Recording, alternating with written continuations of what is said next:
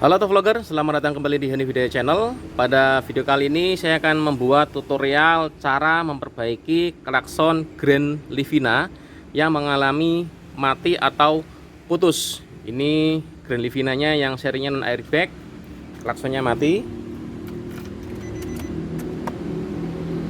Jadi ditekan-tekan seperti ini tidak menyala ya. Nah, ini ada beberapa penyebabnya. Salah satunya adalah dari spiral kabel di sini, atau bisa juga dari relay yang ada di engine roomnya. Nah, ini akan kita cek dulu tahap demi tahap sehingga nanti autovlogger bisa menentukan letak kerusakan ketika klakson Grand Livina mengalami mati. Nah, seperti apa penjelasan lengkapnya? Tonton terus video ini hingga akhir.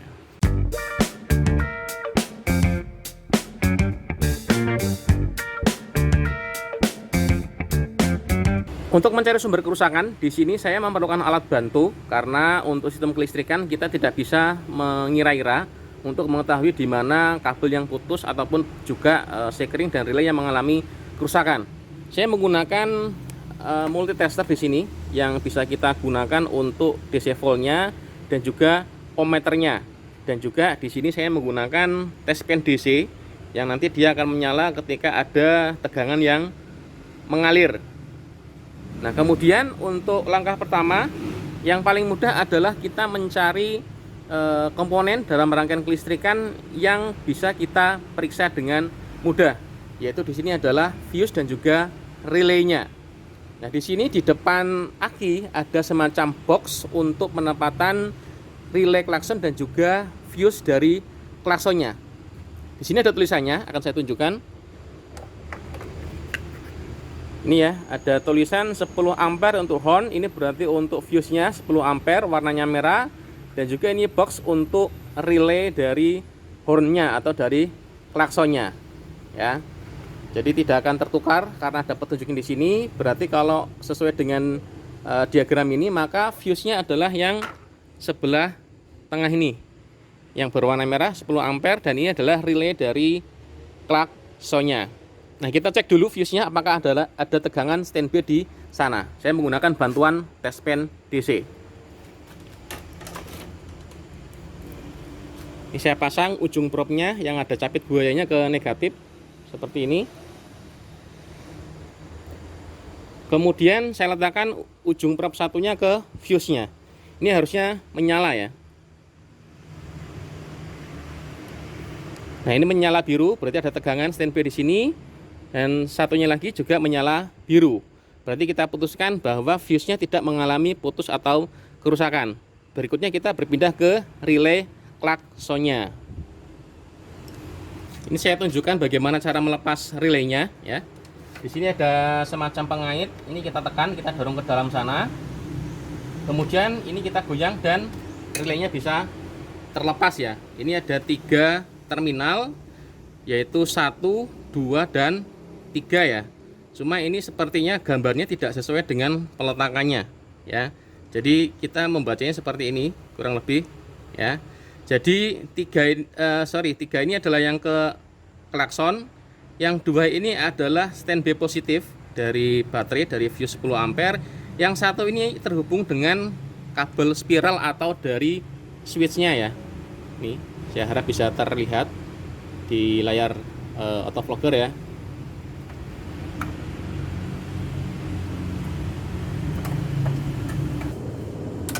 Sekarang akan saya cek tegangan standby positifnya di terminal 2 ya.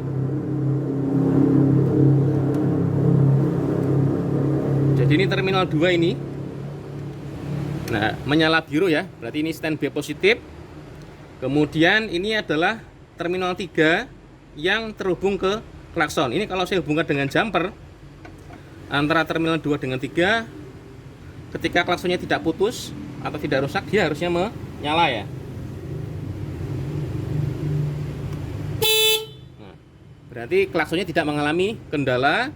Kemudian kita tentukan apakah relaynya mengalami kerusakan atau tidak. Nah, untuk relaynya saya menggunakan multimeter. Ini multimeternya sudah saya set di 1 kilo ohm agar lebih sensitif ya, memeriksa kumparan di relaynya. Ini tadi sudah saya kalibrasi Oh maaf, ternyata belum saya kalibrasi ini. Saya kalibrasi.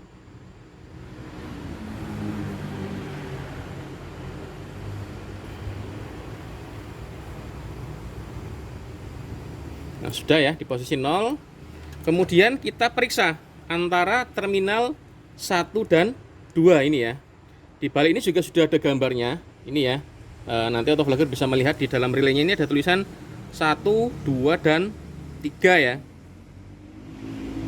Ini akan saya cek antara terminal 1 dan 2 ini. Warnanya juga berbeda sendiri, lebih mengkilap atau berwarna seperti kuningan. Ini harusnya terhubung. Nah, multimeter saya menunjukkan ada hubungan, berarti relay ini tidak mengalami kerusakan ya.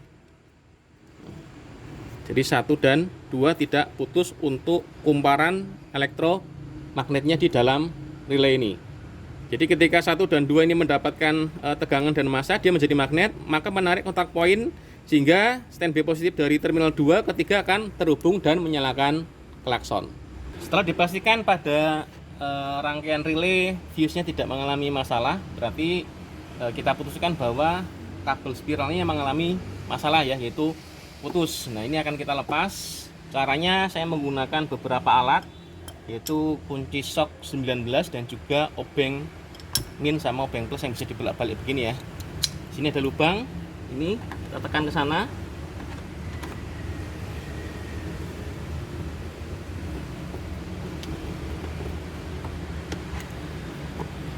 Bisa terlepas yang satunya. Kemudian ini bisa terlepas seperti ini ya. Ada kabel masanya di bawah ini berwarna hijau. Saya tarik. Ini untuk push buttonnya sudah terlepas ya, seperti ini. Jadi tadi kita mendorong pengait di dalam steering ini sehingga ini bisa terlepas sehingga terangkat. Kemudian di sini ada mur. Ini saya sudah menggunakan ini saya sudah menyiapkan kunci shocknya ya. Ini kunci shock 19. Kemudian ini sudah ada tandanya ya. Jadi kalau memang belum ada tandanya, silahkan berikan tanda antara mur dengan bautnya harus posisi sejajar ketika nanti akan dipasang kembali. Ini sudah saya berikan tanda, dan juga pastikan steeringnya pada posisi yang lurus ya. Saya pakai handle shock yang panjang, kemudian akan saya lepas ini. Nah, ini alhamdulillah sudah bisa terlepas.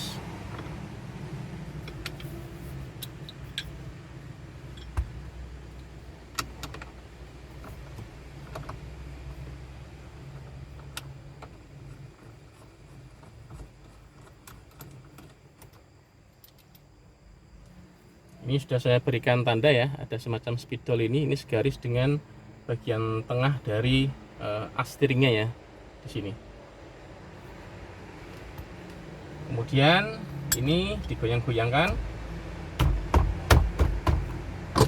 nah sehingga bisa terlepas ya. Berikutnya akan saya lepas untuk cover dari combination switch-nya ini ya. Ini pertama dilepas dulu semacam pengunci di sini di lubang kunci kontak. Kemudian ada beberapa baut plus, ini kita pakai obeng plus, dikendorkan. Kemudian juga usahakan posisi steering kolomnya di setel turun ya, posisi tilt steeringnya.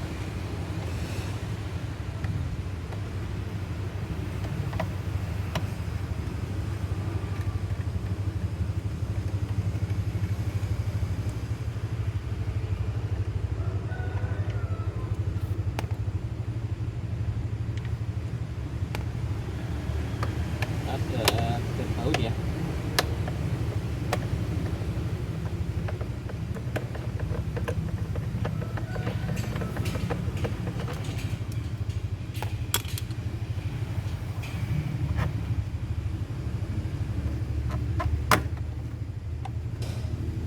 Nah, ini sudah terlepas untuk covernya, bisa diangkat.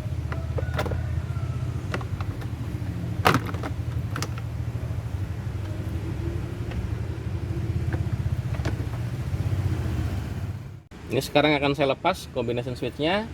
Di atas ada soket, ini ditekan aja penguncinya ke bawah, kemudian ditarik soketnya putih ini.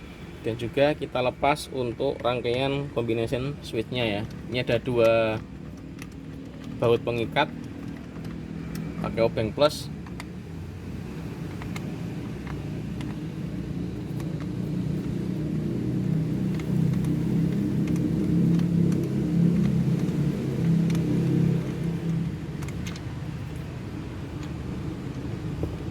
Di atas ada pengunci juga, ini kita tekan dorong begini sehingga saklarnya bisa terlepas seperti ini. Kemudian tinggal kita lepas ini masa untuk klaksonnya. Agak tricky memang ini kalau ngelepas soket begini. Sudah terlepas, tinggal yang satu.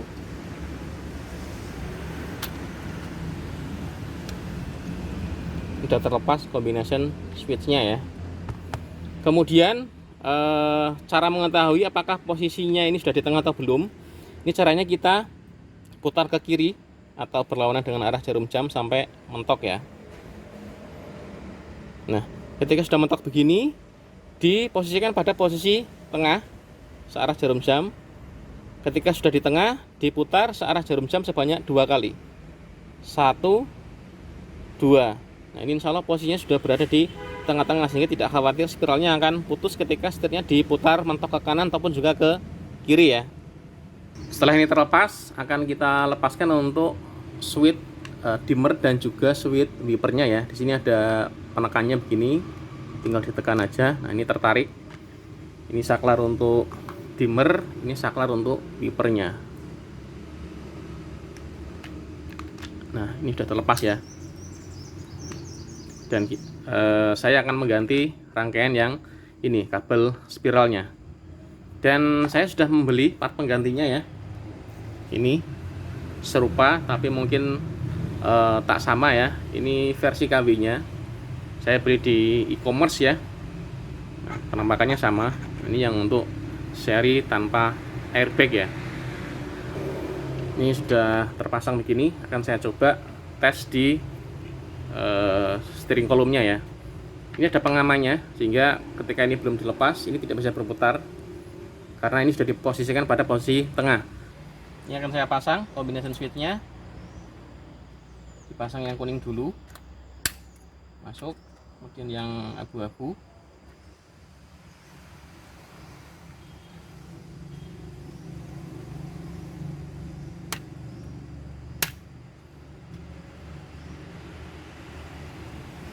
Pasang di sini.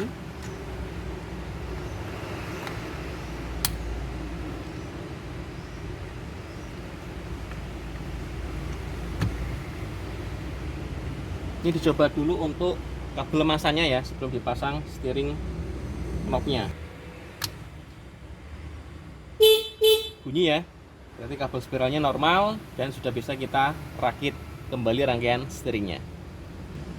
Setelah dipastikan sudah berfungsi normal ya, ini akan dirakit untuk cover steeringnya dan juga nanti dengan roda kemudinya. Ini sudah ada bawaan bautnya, tinggal dikencangkan.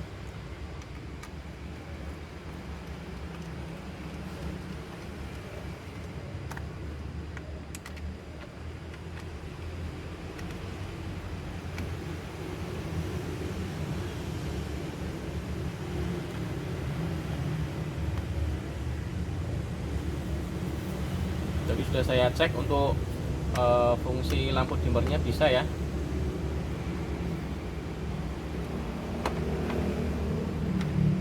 Rakit ini bagian atas.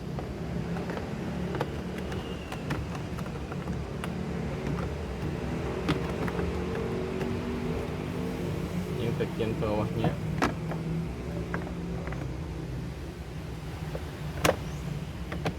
Setelah cover steering column-nya terpasang, jangan lupa dipasang ketiga bautnya ini pakai obeng plus.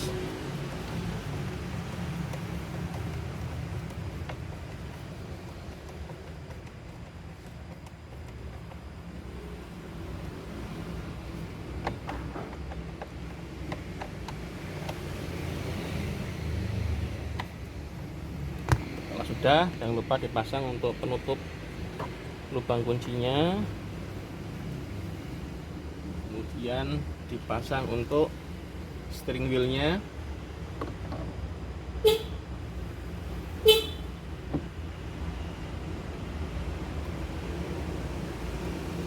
Pastikan lurus ya, jadi knop putih ini harus masuk ke dalam lubang di steering wheelnya ini. Kemudian dikencangkan mur steering kolumnya ini.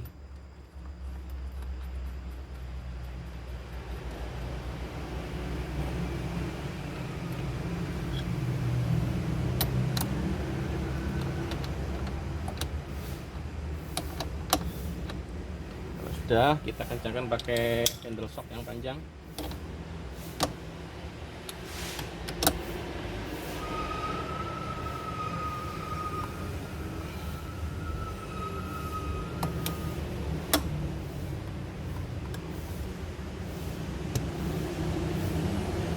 Ini ya. Kemudian tinggal finishing dipasang untuk knop atau saklar klaksonnya ini.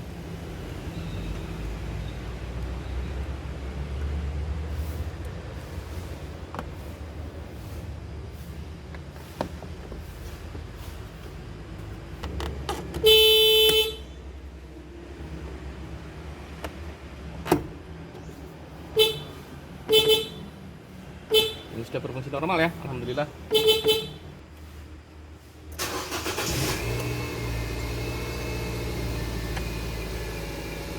Lampu tanda tandanya menyala, kota, lampu fog lamp, lampu kepala, jauh dekat, lampu dimmer menyala semua. Kemudian untuk wiper ya, wiper juga bekerja.